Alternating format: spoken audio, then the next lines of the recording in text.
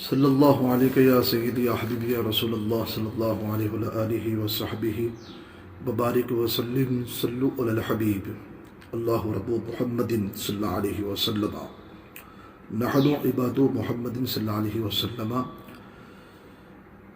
یہ فی الصوم زکوٰۃ الجسد یعنی کا روزہ جسم کی زکوٰۃ ہے۔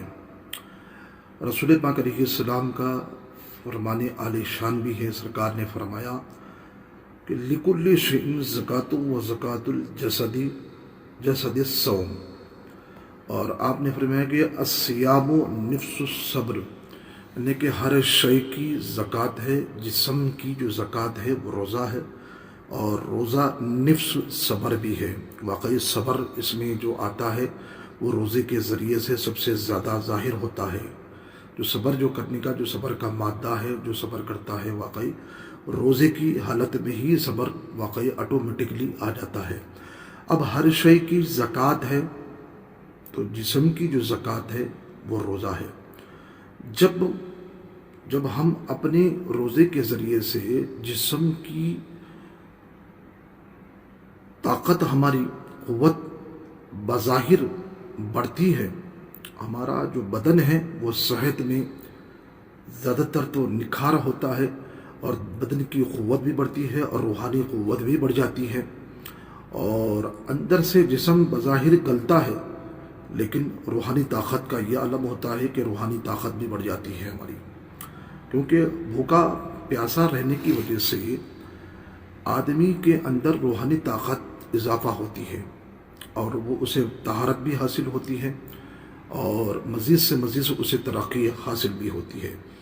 کیونکہ رسول پاک علیہ الصلوۃ والسلام تو یہی فرماتے ہیں ابو نعیم میں، صوموا تصحوا، یعنی کہ روزہ رکھو اور صحت پاؤ، یعنی روزہ رکھنے سے صحت ہماری اچھی ہوتی ہے اور بہتر ہوتی ہے، بہتر سے بہتر ہوتی ہے۔ تو واقعی روزہ رہنے میں جتنی صحت ہے، تندرستی ہے، واقعی کسی اور میں نہیں ہے۔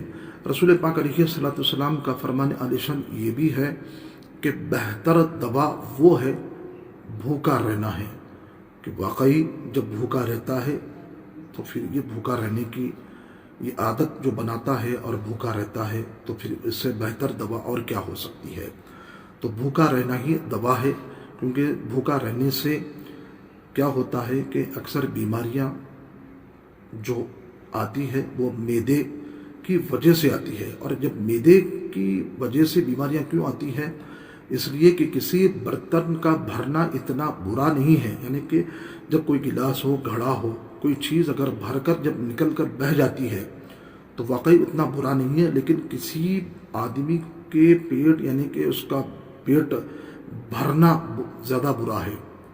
کہ کسی برتن کا بھر کر گرنا اتنا برا نہیں ہے، لیکن کسی آدمی کے پیٹ کا زیادہ بھرنا بھی برا ہے، کیونکہ جب اس کا زیادہ بھر جاتا ہے تو معدہ خراب ہوتا ہے، جب معدہ خراب ہوتا ہے تو واقعی اس سے بیماریاں طرح طرح کی جنم لیتی ہے۔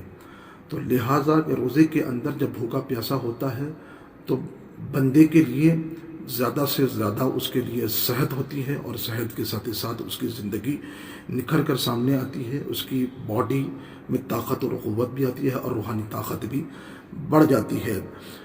اب یہ سارے طب کے اصولوں کو اگر اکٹھا کیا جائے تو روزہ ایک شعبہ بنتا ہے۔ تو ایک ڈاکٹر یہ کہتا ہے کہ ہم یہ چاہتے تھے کہ ایک ایسی دوا ملے کہ انسان کی پورے جسم کو کام کرے، انسان کے جسم کو فائدہ پہنچائے، لیکن ہم جب نے ریسرچ پہ پہنچا تو واقعی ہم کو روزے سے بہتر دوا کوئی نظر نہیں آئی، کیونکہ روزہ ہی کے ذریعے سے بندہ اپنی صحت کو بہتر سے بہتر بنا سکتا ہے۔ تو لہٰذا ہم کو چاہیے کہ روزہ اختیار بھی کرے۔ امام زین العابدین رضی اللہ تعالیٰ عنہ کے پاس ایک طبیب جو ہے، ایک نصرانی تھا، یہودی یعنی کہ عیسائی تھا، وہ آپ کے پاس آ کر کہنے لگا کہ آپ کے قرآن میں طب کا ذکر نہیں ہے، حالانکہ علم کا تو ذکر ہے، دین کا علم تو ہے، لیکن علم طب کا ذکر نہیں ہے۔ تو امام زین العابدین رضی اللہ تعالیٰ عنہ نے اس سے فرمایا کہ تو قرآن ہے، رکوع تو رکوع ہے، آیت تو آیت ہے، لیکن اللہ رب العزت نے ساری طب کا ذکر ایک آیت ہی میں فرما دیا. وہ کون سی آیت ہے؟ کلو کلو وشربو ولا تصرفو. سورہ اعراف کی ہے، کھاؤ پیو اسراف مت کرو. یعنی کہ جب بھوک لگتی ہے تو کھائیں گے تو پھر، اور جب بھوک نہ لگے تو نہ لگنے پر بھی اگر ہم کھاتے ہیں تو واقعی جب بھوک نہیں لگی تو ہم نے کھایا تو یہ اسراف کی بات ہوتی ہے. لیکن آپ یہ فرماتے ہیں جب بھوک لگتی ہے تو انسان کھائے، اور جب بھوک نہ لگے تو پھر زبردستی کو زبردستی کر کھاتا ہے تو واقعی یہ اسراف ہوتا ہے. تو ساری کی ساری طب اسی آیت میں ہے، کلو وشربو ولا تسرفو، یعنی کہ کھاؤ اور پیو اسراف مت کرو. جب بھوک لگی کھاؤ، جب بھوک نہ لگی تو زبردستی کیوں کھاتے ہو؟ جب زبردستی کھاتے ہو تو معدہ خراب ہوتا ہے، جب معدہ خراب ہوتا ہے تو پھر طرح طرح کی بیماریاں جنم لیتی ہے. تو پھر اس یہود نصرانی طبیب نے امام زین العابدین رضی اللہ تعالیٰ عنہ سے فرمایا کہ چلو اچھی بات ہے کہ قرآن کے اندر طب کا ذکر ہے، لیکن آپ کے نبی پاک علیہ الصلوۃ والسلام سے ایک فرمان بھی ہمیں طب کے بارے میں نہیں ملتا ہے.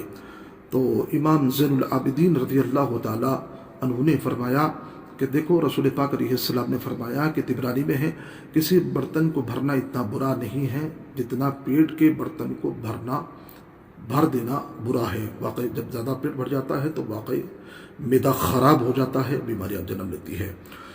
تو سب سے بہتر دوا یہی کہ بہتر یہ ہے، علاج یہی ہے کہ بندے کے لیے کہ اپنے شکم کو زیادہ تر خالی رکھے. بیماریاں جو بنتی ہیں طبی تو زیادہ کھانے سے، اور اس کے بعد آگے سلسلہ زیادہ شروع ہو جاتا ہے.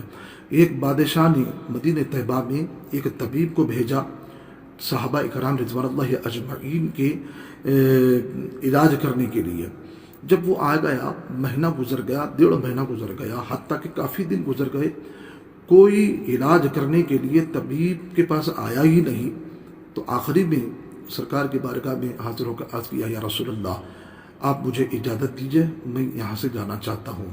سرکار سے اس نے فرمایا کہ یا رسول اللہ کیا یہاں کے لوگ بیمار نہیں ہوتے ہیں؟ فرمایا کہ یہاں کے لوگ تو بیمار نہیں ہوتے. کیوں؟ اس لیے کہ جب سخت بھوک لگتی ہے تو کھاتے ہیں، جب بھوک نہیں لگتی ہے تو نہیں کھاتے ہیں.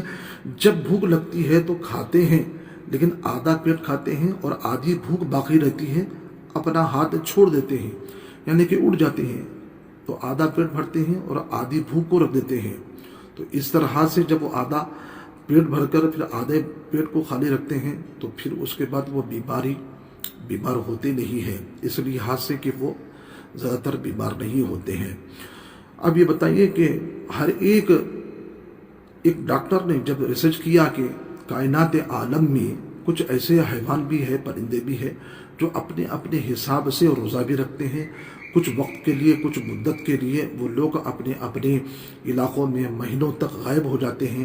جس طرح کے پرندے ہیں جن کے پرندوں کے جو پر ہوتے ہیں، جس طرح جو سانپ ہوتا ہے، جو سانپ کی اوپر کی جو کھال ہوتی ہے، تو پھر بہت سارے ایسے چیز لوگ ہوتے ہیں جو اپنے انداز کے مطابق وہ روزہ رکھ کر جو جس انداز سے اپنے آپ کو نکھارتے ہیں، ان کی بدن میں جتنا حد نکھر کے آتا ہے. تو واقعی کہ جانور بھی اپنے اپنے حساب سے روزہ رکھتے ہیں اور پھر وہ اپنی صحت یابی ہوتے ہیں. تو پھر کائنات عالم میں انسان اشرف المخلوقات ہے، تو پھر روزہ رکھ کر ہی اپنی صحت کو بڑھانا بھی چاہیے. اپنی طاقت اور قوت کو بڑھانے کا یہی ذریعہ ہے کہ روزہ رکھا کرے. انشاءاللہ العزیز اللہ رب العزت ہم سب کو صحت و یابی بنائے اور روزہ رکھنے کا اہتمام بھی کرنے کی توفیق بھی عطا